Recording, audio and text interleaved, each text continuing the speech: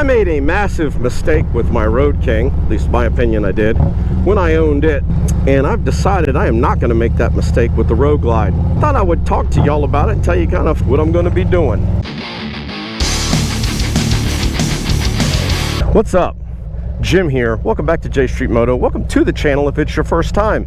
I owned my 2018 Road King from December 30th, 2017 until March 16th, 2024. By the time I traded that bike in, it had 75,000 miles on it. I had never modified that motorcycle. It was a completely stock engine. The only thing I had ever done to it was put slip-on mufflers on it. Never did anything to increase performance. And it did me good, but by the time I got to the point where I was like, ooh, I'd really like to modify some stuff on this bike. Maybe throw a cam in it, maybe do this, maybe do that. I was looking at a motorcycle that had 50,000 miles on it. Do I really want to start throwing a bunch more horsepower and torque at a motor that's been ridden hard all this time? My answer to that was no, I do not. Flash forward to now.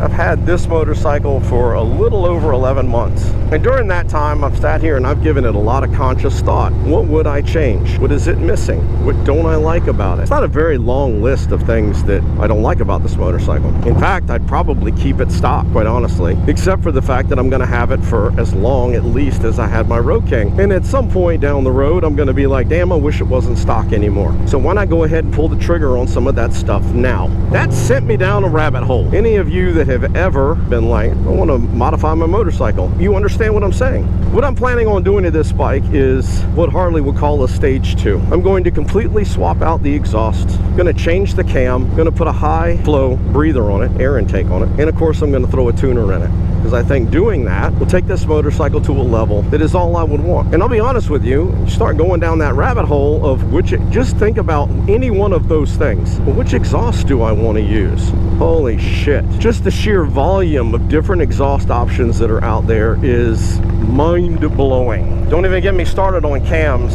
because they're a completely different topic, but the same problem. Which one do you pick? I got to start researching that shit. So I started researching it, and it just takes you down a rabbit hole, or it took me down a rabbit hole. And if you watched the episode I dropped recently, where I went and toured Thundermax, that was one of the reasons I went out there to meet those guys.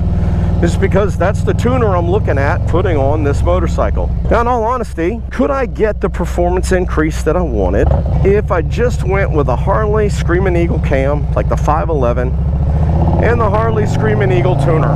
Probably could. I could probably get the performance boost that I'm looking for. Wouldn't be as much as I would potentially want, but I could get that performance boost out of that combination, right? With an exhaust and an intake. My problem is this, and it's really a big gripe that I have with Harley. I didn't get the bike for a discount, and I feel like I should have, because this motorcycle, the way it comes from the factory and the way it has to stay for you to keep your warranty for the 2 years, with a Screamin Eagle tuner, for instance, I hit max speed on this motorcycle in 4th gear with 1,000 RPMs left. This bike will not go, it will not allow me to take it faster than between 112 and 115 miles an hour. That pisses me off, because I'm pretty certain she'll get up to 135, 140. Got a lot left when that governor kicks in, and it just knocks the legs out from under her. That pisses me off. I have a mother. I don't need Harley mothering me by preventing me from being able to use 100% of what I paid them 100% for.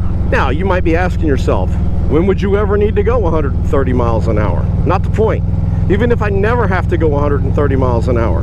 It's the principle of the thing. So I've got to get a tuner just to do that. Even if I do nothing else to the bike, I got to get a tuner just so that I can remove that governor. While I'm going to do that, why not do the other things? Why not give it a little something something?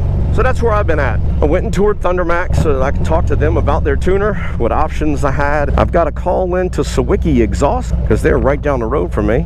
In fact, Sawicki Exhaust is right up the road that way. But I got to call into them to see if they would allow me to come out and tour their facility and talk to them about their exhaust products. Some of the other things I'm looking at using, like the cams that I'm looking at specifically, I could go to some speed shops around here and talk to people about the cams, but going to the actual manufacturer of them is going to be a little hard pressing to do in a timely manner. Air intake, don't know what I'm doing yet. Right now I'm honestly torn almost equally between Harley's Wedge air cleaner. The other one I'm looking at is Trask's Assault air breather, or air cleaner. Air breather, air cleaner, intake, whatever the hell you call it. I call it a high flow intake. Why am I telling y'all all this? Well, I made a decision. When I decided to do this upgrade on the bike, I also chose to do it on a budget. And when I say do it on a budget, I'm not going cheap on the parts. I'm saving money to put more money into the parts by doing all this myself. Yeah, you heard that right. I'm gonna do it myself. I am not a mechanic. I like to tinker. I like to mess around with stuff. I've done several different handlebars on different motorcycles.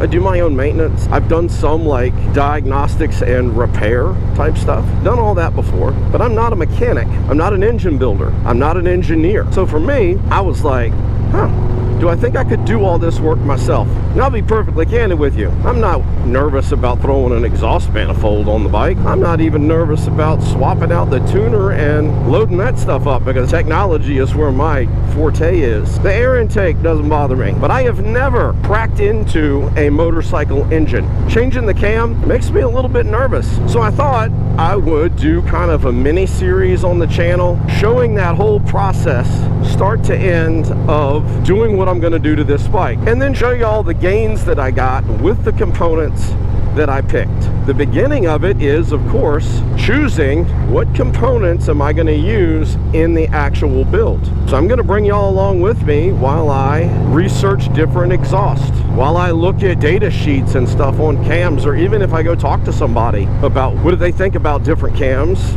I might bring y'all along with me and record that. If the speed shop's willing to be on video, I'm going to bring you along and let you know kind of my thought process and how I chose what options I chose. I think that would be beneficial to some people. I really think it would be beneficial, especially after I went down this rabbit hole. If nothing else, I'm not saying buy the same parts that I bought. That's not the intent of this series. It's not to tell you these are the parts you should buy. It's to kind of let you know how I approach the problem. The problem being, there are so many choices. How do you pick which ones are the ones that are best for what you're trying to do? I'll show you how I made my decisions. Of course, there'll be unboxing videos of the parts when they actually get here. If there's tools that I have to buy in order to do the job, which I'm pretty sure there's going to be, I'm going to need to buy a crank runout gauge because I'm going to want to measure the crank runout on the bike while I'm in there. I'm going to have to buy a bearing puller, because even though the bike doesn't quite have 10,000 miles on it yet, I'm probably going to want to swap out the cam bearing, just because. Why, leave something in there that could fail later when I'm already there. And that might be something, honestly, that I get advice from different folks that I trust that work on these things all the time. And one of the reasons I feel comfortable doing this is I do have contacts. I have friends, people that I know that do work on motorcycles. It is their livelihood. So I feel like if I run into trouble, or if I run into something where I got a question, I've got people I can ask. I am going to do a video of me installing the cam, whether it's going to be an instructional kind of video, or whether it's going to be a video that just lets you see, hey, I know more about motorcycles than that guy does, and he just did that, and he was successful at doing it. What the hell, man? I can do that myself. That's kind of the vibe I'm going for with this series. Am I going to stop at a stage 2? I don't know. I can tell you this, the way I'm approaching the build is I want a good foundation. I want to put stuff on the bike that if I decide to build up more on the bike later, I don't have to go back in and swap the cam out, for instance. I've got a cam that'll work all the way up to what I potentially would want to do, because I don't know. So I figured I would drop a quick video and tell you, keep coming back to the channel, because there's going to be other videos about this whole process all the way through while I do my version of a custom build on my 24 Harley Davidson Road Glide. I am not going to be dropping this content every week until I'm done. It's going to be intermingled with other content. So if you're not regular to the channel, if you're not subscribed, that kind of thing, these videos will be in their own playlist. Come back to the channel periodically and look to see if there's another episode that is dropped as part of this build series. My content drops on Tuesdays at 11:05 a.m. Eastern Time. Thanks everyone for watching. Thanks for subscribing and supporting the channel. Look forward to seeing you on the next one. Always ride safe. Yeah, ready? 1, 2, 3, shoot. Ah. Asshole. Really? Peace out, bitches!